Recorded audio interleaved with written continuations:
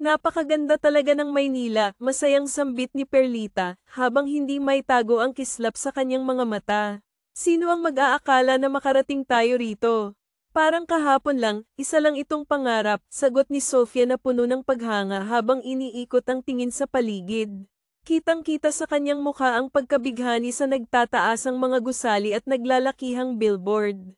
Tama ka, Sofia. Ang Maynila ay tunay na kahanga-hanga. Napakaraming tanawin na nakakaaliw at ang dami pang sasakyan. Hindi tulad sa atin na lubak-lubak ang daan at madalas maputik. Doon, kalabaw lang ang sinasakyan natin. Pero dito, ibang-iba talaga. Parang nasa kwento tayo ng mga pelikula, ani Perlita, sabay ngiti. Sandaling nagkatitigan ang dalawa. Pero Perlita, saan kaya tayo pupunta?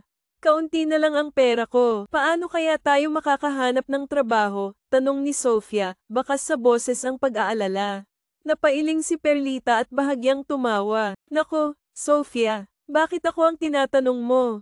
Pareho lang naman tayong hindi alam kung saan magsisimula. Sa tingin ko, ito na ang tinatawag nilang totoong pakikipagsapalaran. Kung ganon, saan naman tayo matutulog?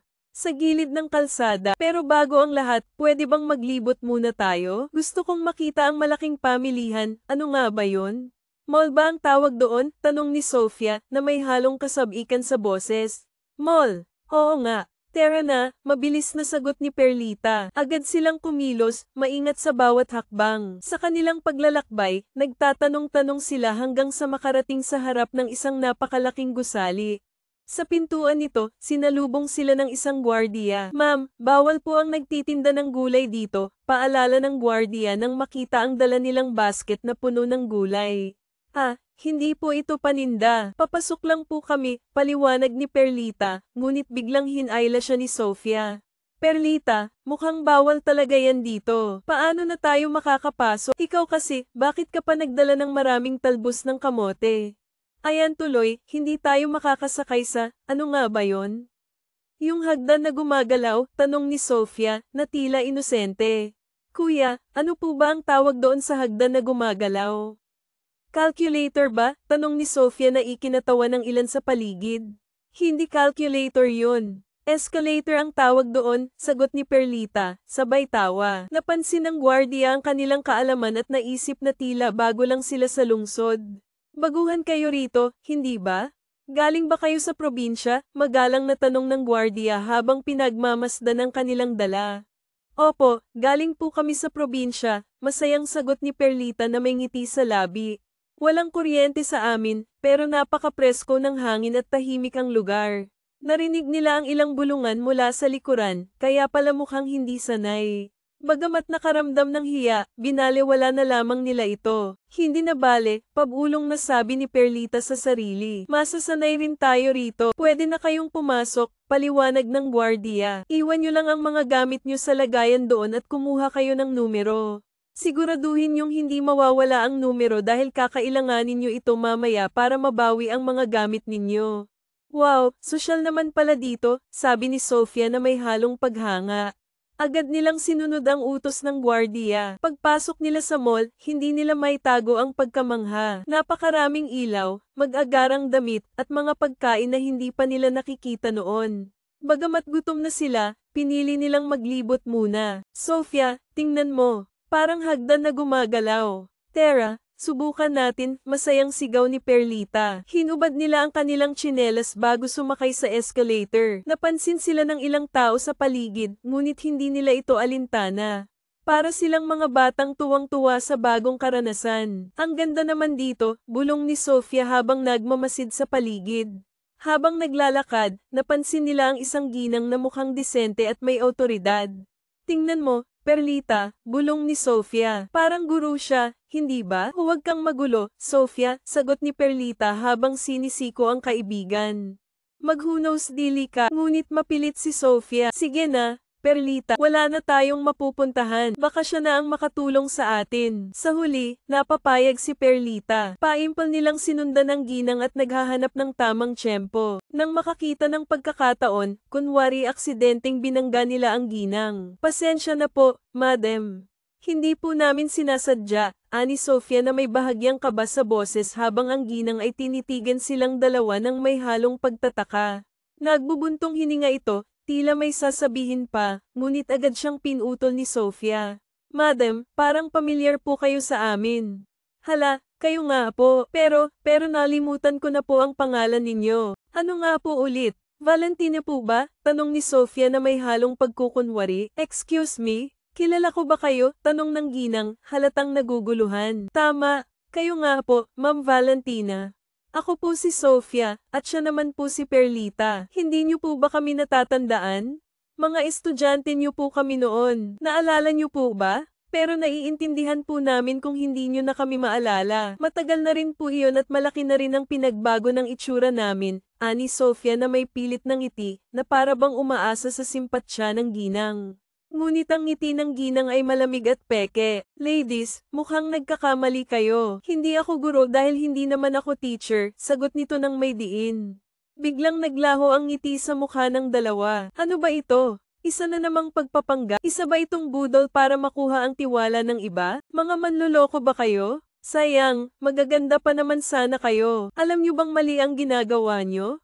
Hindi ito tama, at hindi ito dapat magpatuloy. Siguro mas mabuting ipatawag ko na ang pulis para sila na ang bahala sa inyo. Nanlaki ang mga mata ni na Sofia at Perlita. Agad nilang hinawakan ang kamay ng ginang upang pigilan ito. Madam, sorry po. Huwag niyo po kaming ipapulis. Hindi po kami masamang tao, madam. Parang awa niyo na po, pagmamakaawa ni Sofia habang naluluha. Opo, madam. Hindi po talaga kami masama. Gipit lang po talaga kami at wala kaming mapuntahan. Pero hindi po kami masamang tao, dagdag ni Perlita. Madam, maawa po kayo sa amin. Promise po, hindi na po mauulit. Wala lang po kasi kaming matutuluyan at umaasa lang po kami na baka may magmalasakit sa amin. Pero hindi po talaga kami masama, dagdag pa ni Sofia na ngayon ay umiiyak na. Tinitigan sila ng ginang mula ulo hanggang paa. Sa kanyang paningin, mukhang mababait naman ang dalawa. Ang kanilang mga kasuotan ay simple at halatang luma. Parehong maganda ang dalawa, lalo na si Sofia, na may kakaibang charm. Okay, bibigyan ko kayo ng pagkakataon. Pero una, sabihin niyo sa akin ang tungkol sa sarili ninyo, sabi ng ginang ng may seryosong tono. Nagkatinginan sina Sofia at Perlita, halatang naguguluhan. Madam, hindi mo po alam kung sino ka at kung ano ang sarili mo. Madam, wala din po kaming alam, sagot ni Sofia na tila naguguluhan pa rin. Napataas ang kilay ng ginang. I mean, magpakilala kayo. Sabihin niyo ang tungkol sa sarili ninyo, paliwanag nito, halatang nawawala na ng pasensya. Ha, ganun pala yun, sagot ni Perlita na may pilit ng ngiti. Ikaw kasi, Sofia. Ang hina mo naman, simpleng English lang, hindi mo pa gets, dagdag ni Perlita na kunwaring eksperto sa English. Aba, ikaw ba naiintindihan mo agad? Balik tanong ni Sofia, halatang napaikon. Hindi naman, mabilis na sagot ni Sofia sa kaibigan, sabay nilang pinagtawanan ang kanilang mga sarili. Ngunit lalong kumunat ang noo ng ginang habang pinagmamasdan ang dalawa. Bagamat magaganda ang dalawa, tila may kung anong kawalang alam na nakakatawa sa kanilang kilos. Pwede bang sagutin ninyo ng maayos ang tanong ko? Sabihin ninyo sa akin ang tungkol sa sarili ninyo, at ipaliwanag kung bakit ninyo ginawa ang ginawa ninyo. Sige na, magkwento kayo, seryosong saad ng ginang. Napatingin ng seryoso ang dalawa sa ginang. Kasi po, bago lang po kami rito sa Maynila. Wala pa po kaming kakilala o kahit saan man na pwede naming matuluyan pansamantala, paliwanag ni Sofia ng may halong kaba. Naghahanap po kami ng trabaho. Nakipagsapalaran lang po kami rito, pero wala po talaga kaming alam sa lugar na ito. Kaya po namin nagawa ang nagawa namin, kasi akala po namin iyon ang makakabuti para sa amin. Pasensya na po talaga, dagdag pa niya ng may halong pagsisisi. Taas babang tiningnan ng ginang ang dalawa, tila sinusuri ang kanilang sinseridad. Okay, mukhang mababait naman kayo, at parang totoo ang sinasabi ninyo. Bibigyan ko kayo ng trabaho bilang mga katulong sa bahay ko. Hindi ko rin kayo kayang iwan sa ganyang sitwasyon, uusigin lang ako ng konsensya ko. Lalo na't mga babae pa kayo. Hindi ganoon kaganda ang Maynila gaya ng iniisip ninyo. Delikado ang syudad, mga iya. Maraming masasamang loob dito, at hindi ligtas ang magpalaboy-laboy sa lansangan. Mas maayos pa siguro ang probinsya ninyo kaysa dito, paliwanag ng ginang na may halong pag-aalala. Napakalaking ngiti ang gumuhit sa mga labi ng dalawa. Talaga po, bibigyan niyo po kami ng trabaho? Maraming salamat po. Ang bait-bait niyo po talaga, masayang tugon ng dalawa habang nagpapasalamat ng buong galek. Dinala sila ni Valentine sa kanyang mansyon at halos malula ang dalawa sa kanilang nakita. Kahit ipagsama pa nila ang lahat ng bahay sa kanilang probinsya, wala itong binatbat sa laki at karangyan ng tahanan ng ginang. Ang sala pa lang ay mas malawak na kaysa buong bahay nila. Ang mga gamit sa paligid ay halatang mamahalin, tila galing pa sa ibang bansa. Babahay niyo po to? Ang laki naman po. Parang mansyon, sambit ni Perlita na hindi mapigilan ang paghanga. This is really a mansion, sagot ng ginang na may bahagyang ngiti. Mas lalong namangha ang dalawa. Juan, bumaba ka nga rito. May ipakikilala ako sa'yo, malakas na tawag ng ginang sa anak. Agad namang narinig ito ng binata at bumaba mula sa hagdan. Habang pababa ito, tila nakakita ng prinsipe si Sofia. Ang gwapo ng lalaki, parang nagniningning. Para siyang anghel na bumaba mula sa langit upang pagpalain siya. Matangkad ito, may matipunong katawan, at mukhang perpekto sa lahat ng aspeto. Sofia, ang laway mo, bulong ni Perlita sa kaibigan, dahilan upang mahimasmasan si Sofia mula sa kanyang pantasya. Who are they, mama? Agad na tanong ng binata sa ina. Si Sofia at Perlita, sila ang magiging bagong kasambahay natin dito, Javier. Itrato mo sila ng maayos habang wala ako rito. Your life will be easier now, hindi ka na mahihirapan sa pang-araw-araw mong kailangan dahil dalawa na ang tutulong sayo. Be kind to them, maliwanag ba? Saad ng ginang na may awtoridad. Napabuntong hininga ang binata, halatang hindi masaya. I don't like this. Mama, hindi ko kailangan ng kasambahay, malamig niyang sambit na may halong inis. Turay naman, sayang ang kagwapuhan kung masama naman ang ugali, mahinang bulong ni Sofia, ngunit narinig ito ng binata. May sinasabi ka ba? Tanong ni Javier, habang tinititigan siya ng matalim.